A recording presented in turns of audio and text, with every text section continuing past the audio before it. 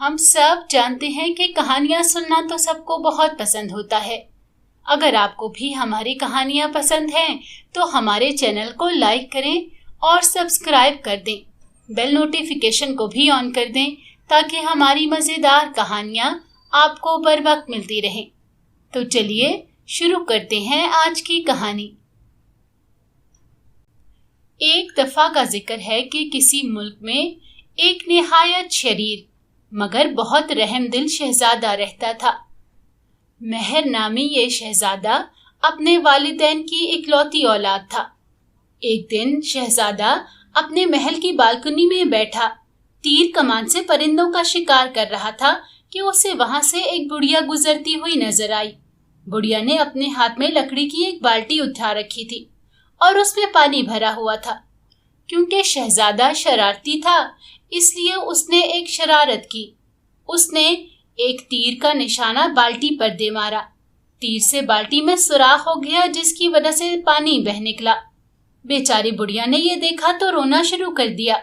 شہزادے کو ایک دم بڑھیا پر رحم آ گیا اور اس نے اپنے خادموں کو حکم دیا کہ وہ بڑھیا کی بالٹی کی مرمت کریں اور اس میں پانی بھی بھر کر لا دیں۔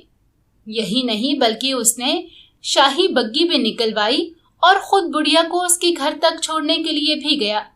بڑھیا شہزادے کے اس سلوک سے بہت متاثر ہوئی اور شہزادے کو دعائیں دے کر کہنے لگی کہ خدا تمہیں گل رخ پری جیسی حسین بیوی عطا کرے۔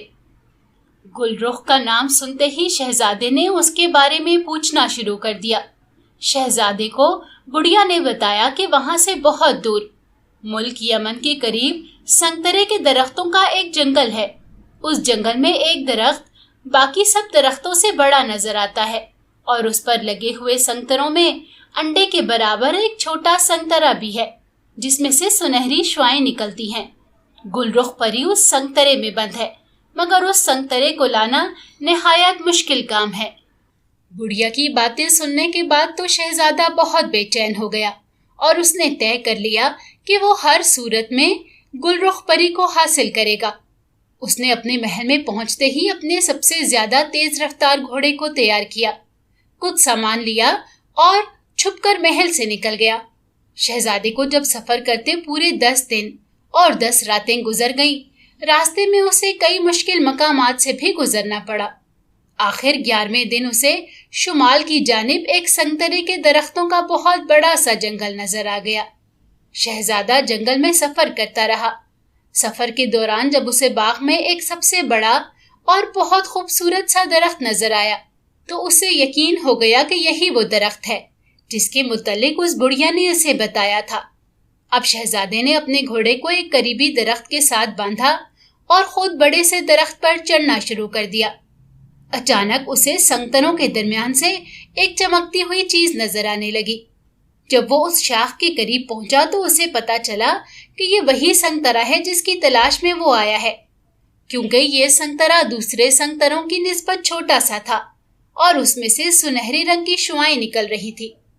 شہزادے کا دل چاہا کہ وہ اسے کھول کر دیکھے، لیکن بڑھیا نے اسے ہدایت کی تھی کہ اگر اس نے ایسا کیا تو پری اس میں سے نکل کر اڑ جائے گی۔ لہٰذا اس نے سنگترا اپنی جیب میں ڈالا اور درخت سے اتر کر واپسی کا سفر شروع کر دیا۔ ادھر محل میں بادشاہ اور ملکہ کے علاوہ ہر کوئی شہزادے کی گمشدگی پر بہت پریشان تھا اور انہوں نے ہر جگہ شہزادے کو ڈھونڈنے کا اعلان بھی کرا دیا تھا۔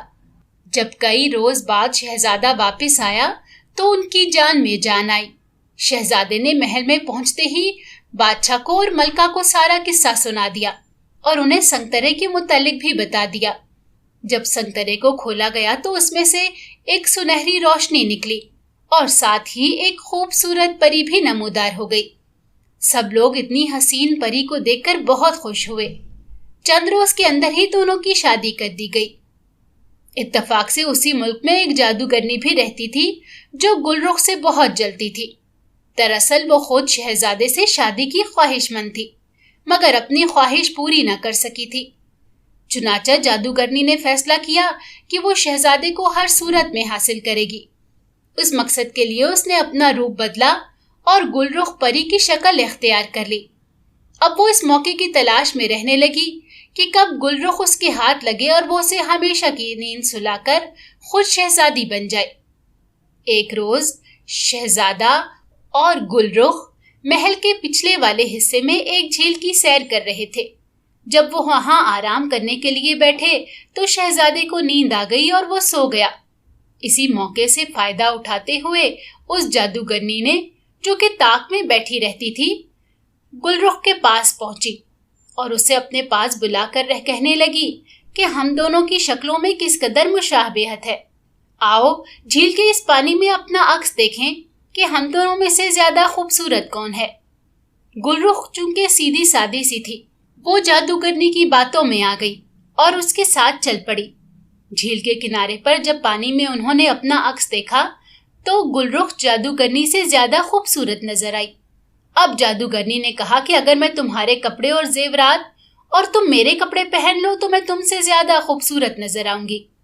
گلرخ مان گئی اور اسے اپنے کپڑے اور زیورات دے دیے اور خود اس کے کپڑے پہن لیے۔ اب جب دونوں اپنا عکس دیکھنے کے لیے جھیل کے کنارے پر کھڑی ہوئیں تو جادوگرنی نے گلرخ کو جھیل میں زور سے دھکا دے دیا۔ شہزادی پانی میں گر کر ڈوب گئی اور جادوگرنی شہزادے کے ساتھ گلرخ بن کر رہنے لگی۔ ادھر شہزادے کو اپنی بیوی میں کچھ عجیب سا اجنبی پن نظر آ رہا تھا اور وہ اس سے کھچا کھچا سا رہنے لگا تھا۔ شہزادے کو سمجھ میں نہیں آتا تھا کہ اس کی خوشیوں کو کس کی نظر لگ گئی ہے۔ ایک روز شاہی استبل کے سائیں نے اسے بتایا کہ اس نے محل کے پیچھے واقع جھیل میں ایک نہایت خوبصورت کمل کا پھول دیکھا ہے جو سنہری رنگ کا ہے۔ شہزادے کو پھول کے بارے میں تجسس ہوا اور اگلے ہی روز وہ اسے دیکھنے کے لیے چلا گیا۔ شہزادے کو پھول میں بہت کشش محسوس ہوئی۔ اس نے وہ پھول توڑ کر اپنے کمرے میں لگا لیا۔ پھول سے شہزادے کو اتنی انسیت ہو گئی کہ وہ ہر دم اس کے پاس بیٹھا رہتا۔ ایک دن جادوگرنی کو جب پھول کی خبر ہوئی تو اس نے سوچا کہ یہ گلرخ پری ہی ہے جو پھول کا روپ دھار کر یہاں آ گئی ہے۔ چنانچہ پھر ایک دن جب شہزادہ شکار کے لیے گیا ہوا تھا تو اس نے پھول کو گلدان سے نکالا اور محل سے دور آگ جلا کر پھول کو اس میں پھینک دیا۔ جب پھول جل کر راکھ ہو گیا تو وہ مطمئن ہو کر واپس آ گئی۔ کچھ روز بعد اس کا پھر اسی جگہ سے گزر ہوا تو اس نے دیکھا کہ وہاں پر اخروٹ کا ایک بہت بڑا درخت لگا ہے۔ اس پر بڑے بڑے اخروٹ لگے ہوئے تھے۔ جادوگرنی سمجھ گئی کہ گلرخ نے ایک اور بھیس بدل لیا ہے۔ چنانچہ اس نے محل میں پہنچ کر شہزادے کو درخت کے بارے میں بتایا اور کہا کہ کیوں نہ یہ اخروٹ رعایا میں تقسیم کر دیے جائیں۔ شہزادہ مان گیا اور درخت سے سارے اخروٹ اتار کر رعایا میں تقسیم کر دیے گئے اور درخت کو کاٹ کر جلا دیا گیا۔ محل سے تھوڑی ہی دور ایک بڑھیا رہتی تھی۔ بڑھیا کا بیٹا چرواہا تھا اور جس روز رعایا میں اخروٹ تقسیم کیے جا رہے تھے اس روز وہ چرواہا بکریاں چروانے گیا ہوا تھا۔ جب چرواہا اپنے حصے کا اخروٹ لینے کے لیے محل میں گیا تو سب اخروٹ تقسیم ہو چکے تھے۔ چرواہے کو مایوس لوٹنا پڑا۔ چرواہے نے سوچا کہ اخروٹ نہ ملنے پر اس کی غریب ماں تو بہت مایوس ہوگی۔ چنانچہ گھر جاتے ہوئے وہ اخروٹ کے درخت کے قریب رک گیا۔ اس نے سوچا کہ شاید اسے گرا پڑا کوئی اخروٹ ہی نظر آ جائے۔ اچانک پتھر کے نیچے سے اسے ایک ہرا بھرا اخروٹ نظر آیا اور وہ اسے گھر لے آیا۔ گھر لا کر اس نے وہ اخروٹ اپنی ماں کو دے دیا۔ بڑھیا نے اخروٹ اس لیے نہ کھایا کہ وہ اس کا بیٹا کھا لے گا۔ اگلے روز جب بڑھیا اور چرواہا اپنے کام پر روانہ ہو گئے، واپس آ کر بڑھیا نے دیکھا کہ اس کا سارا کام ہو چکا تھا، بلکہ کھانا بھی پکا ہوا تھا۔ جب اس نے اپنے بیٹے کو یہ سارا قصہ سنایا تو اس کی حیرت کی انتہا نہ رہی۔ چنانچہ کئی روز تک ایسا ہوتا رہا تو ماں بیٹے نے اس راز کا سراغ لگانے کا فیصلہ کر لیا۔ اگلے دن کام پر جانے کی بجائے دونوں کھڑکی کے پاس چھپ گئے اور انہوں نے دیکھا کہ الماری کے قریب رکھا ہوا اخروٹ کھلا۔ اس میں سے ایک نہایت حسین لڑکی برآمد ہوئی اور اس نے گھر کا کام کاج اور کھانا پکانا شروع کر دیا۔ اپنا کام ختم کر کے جب وہ واپس اخروٹ میں جانے لگی تو بڑھیا سے رہا نہ گیا۔ اس نے جلدی سے اس لڑکی کو پکڑ لیا اور پوچھنے لگی کہ وہ کون ہے۔ گلرخ نے اسے تمام قصہ سنا دیا۔ دونوں ماں بیٹے کو اب تو شہزادی سے بہت ہمدردی ہو گئی تھی، لیکن وہ کچھ کر نہیں سکتے تھے۔ بڑھیا نے شہزادی کو اپنی بیٹی بنا لیا اور اپنے ساتھ رکھ لیا۔ شہزادی نے ماں بیٹی کی محبت کا بدلہ چکانے کے لیے جادو کے زور سے اسی جگہ پر ان کے لیے ایک بہت بڑا محل تعمیر کروا دیا۔